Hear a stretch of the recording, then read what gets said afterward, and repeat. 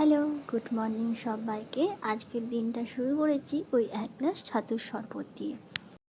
আজকে না আমাদের গ্রামে শীতলা পুজো, তাই সারাদিন ভাত হবে না, একেবারে রাতে গিয়ে ভাত খেতে হবে। তাই জন্য মোটা করে একটু ছাতুর শরবত গুলে খেয়ে নিলাম। রুমে গিয়ে আমি আমার বিছানার মশারিটা খুলে নিয়েছি। তারপরে আমি বিছানাটা বেশ ভালো করে ক্লিন করে নিয়েছি। আর ক্লিন করার আগে যে সমস্ত বেডশিট ছিল বা বালিশ ছিল সেগুলোকে ভালো করে গুছিয়ে নিয়েছি।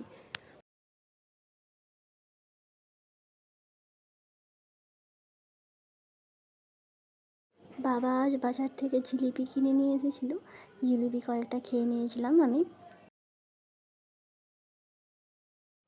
সকালবেলা পাউরুটি কিনে নিয়ে এসেছিলো বাবা, তো ওই দিয়েই ব্রেকফাস্টটা আজকে সারলাম। বলেছিলাম না আজ আমাদের গ্রামে মায়ের পুজো, তাই জন্য ভাত খেতে নেই বা কোনো কিছু পেঁয়াজ টেঁয়াজ কিছু খেতে নেই, তাই জন্য রুটি কিনে নিয়েছিল।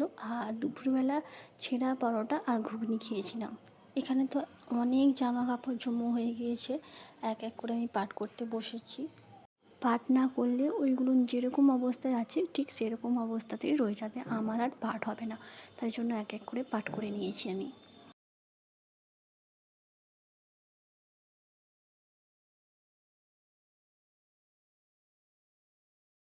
আজ তো আর সকালে যোগা করতে বসা হয়নি, কারণ ঘুম থেকে অনেকটা লেটে উঠেছি, তাই জন্য সন্ধেবেলায় ভাবলাম কিছুক্ষণ একটু যোগা করে নিই।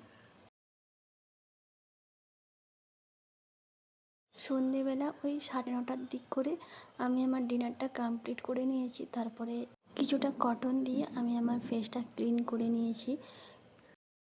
সারা দিন ধুলোবালি জমছে মুখে, তাই ভাবলাম রাতের বেলা শোয়ার আগে মুখটা একটু ক্লিন করে নিই।